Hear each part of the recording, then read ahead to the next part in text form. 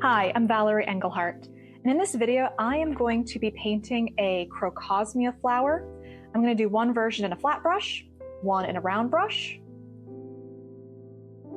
and this is Artigria Intuition, size 8 round, size 6 flat. I've picked this flower because there are a lot of them growing where I live in the greater Puget Sound area. And they're a beautiful red. So for this, I'm only going to use 3 colors, a cadmium red hue, a cadmium yellow hue, and off screen, a little bit of that sap green. So I'm going to start with the flat brush just because it seems like an interesting choice.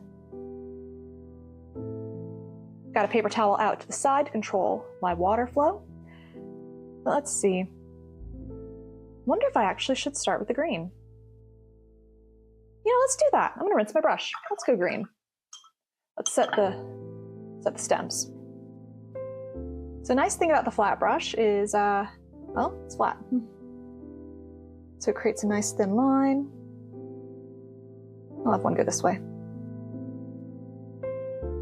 And then you have like these little buds that come out at the end. And the buds get bigger.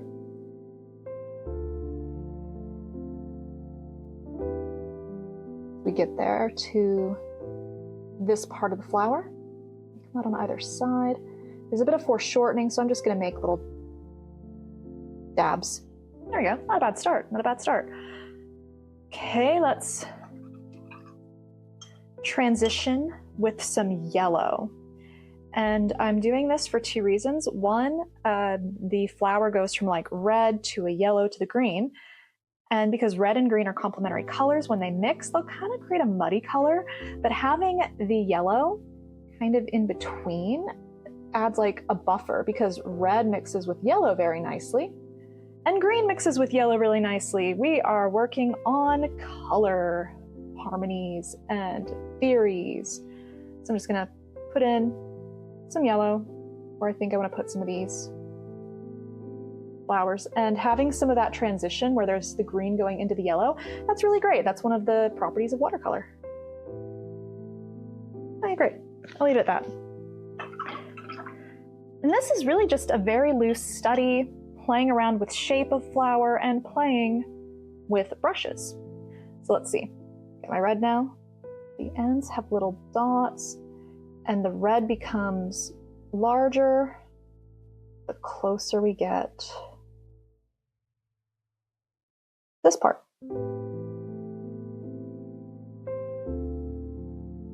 Okay, I'm gonna go with more red now.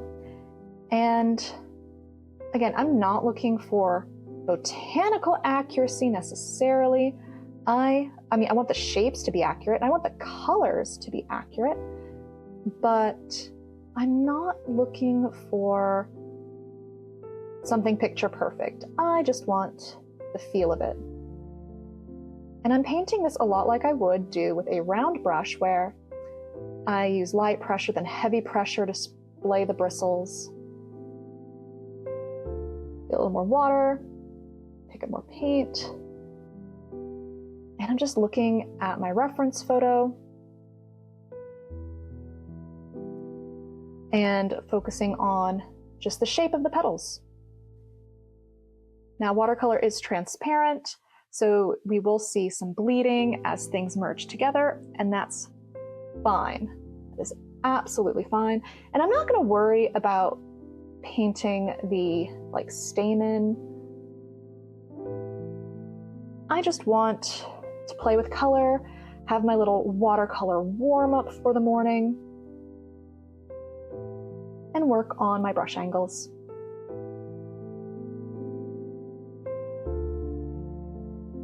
Over here, this one's kind of still closed.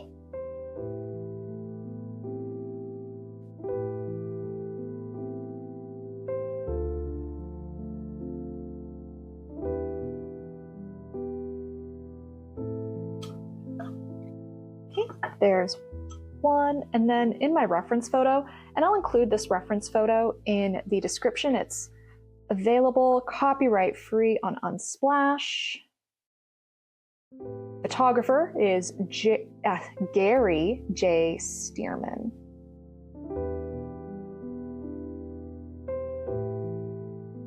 And to add a little more interest, here is another stem coming out. I've actually got quite a few of these in my garden, and they are in many gardens of my neighbors.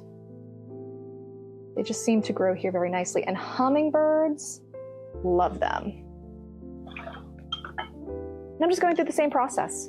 Got my green. Now I'm gonna add some yellow.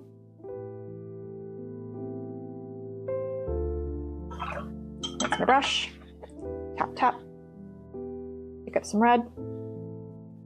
More red on the back ones where they are more open. And then as we get down where they are more closed, just little dots.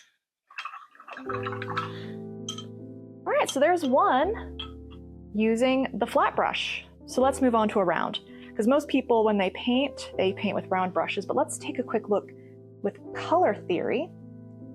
The red mixed in with the green right here. And that's actually pretty cool in that plants have earthy tones. Sap green is such a bright green that if you were to paint and want it to be a little more realistic, you would want to mix that sap green with other colors, and mixing it with red to tone it down a bit, make it a little more earthy, is a wonderful way to do that. But anyway, there we go. Nice little start. Just gonna put that to the side and grab another piece of paper. The piece of paper I am using is an Arteza Expert. I cut an 11 by 14 one in half because I'm doing these two paintings. Okay, moved on to my round brush. This is the size 8 round, and both of these brushes are synthetic. And I'm just good, same. Second verse, same as the first, just a different brush. Picked up my green. And with a round brush, it has a lovely point on it. One thing I love about a round brush is that by little dot and press, you've got a lovely little bud going. So let's just add some buds. Look at those cute little leaf-like shapes. Oh, I love it. And with the lighter pressure, you get thinner lines. Thicker pressure, you get thick lines and bulbs, and it's great, and I love it.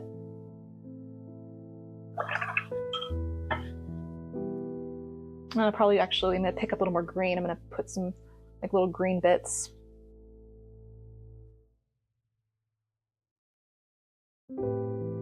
There. Rinse my brush. Pick up yellow. Yellow. Yellow. Yellow.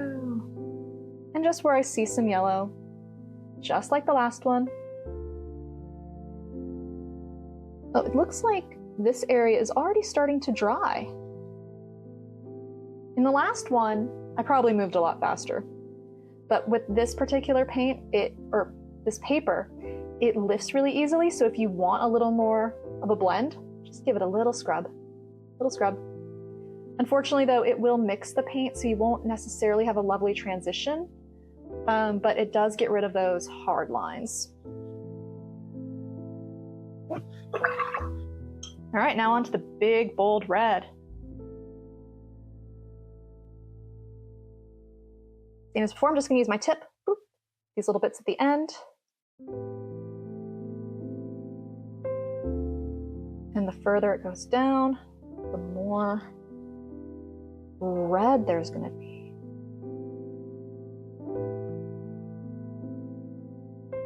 Okay, I wanted to like hold off my judgment until the end of the video, but as of right now, I am far more enjoying the experience I am having with my round brush in this, which is probably why it is a go-to brush when painting flowers.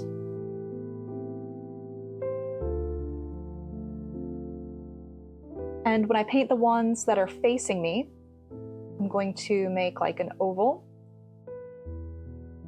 and then have these ones coming off to the side, and then they're the ones that are coming down and rotating in. Again, here's another one. Make an oval, One's coming out. This one's gonna be behind this petal, but it's okay, they're gonna merge because this is just a loose warm up. Bam, there we go. And then the ones on the side, we're just getting a side view. So there's the side of the top petal. I'm gonna have some of that wrap and this down. We can't really see the other petals on the other side. But there are petals and flowers behind, so I'm just gonna add a couple more petals to signify the flowers on the other side of this stem.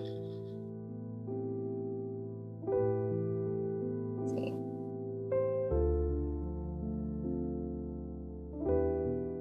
And this one was more closed. I lost a lot of my yellow, and this one, I want a little more of the red to transition into the yellow, so I'm just gonna bring it down.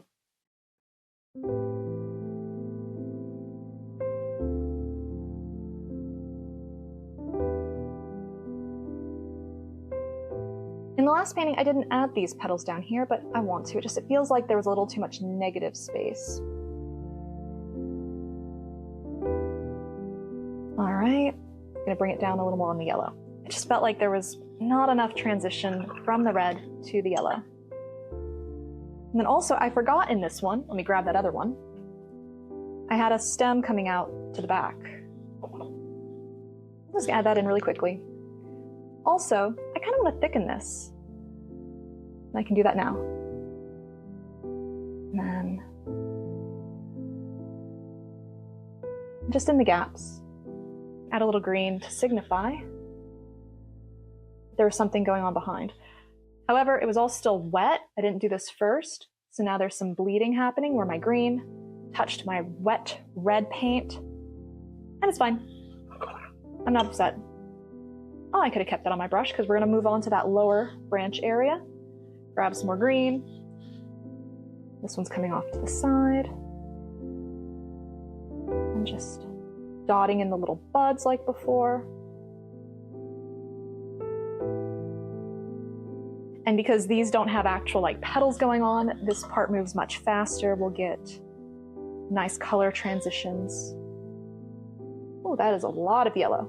That's fine. I'm gonna leave it.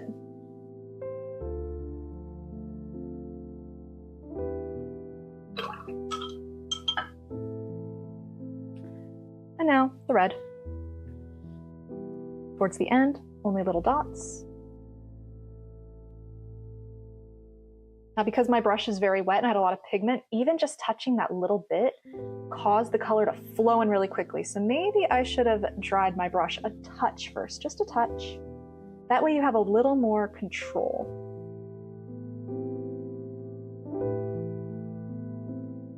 All right, there we go.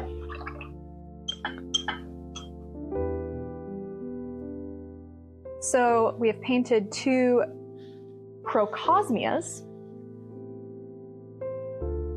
Got this one with the flat brush, this one with the round brush. All right, let's back that up. All right, there we go.